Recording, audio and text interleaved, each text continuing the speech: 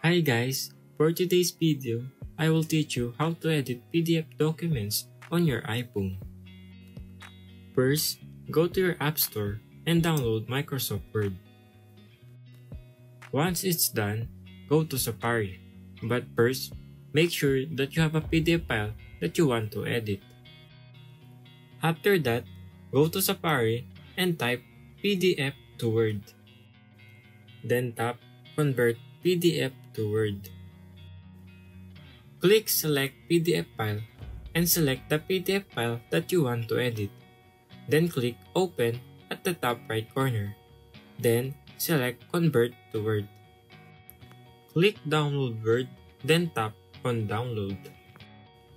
Once it's done, tap on the Command A located at the search bar.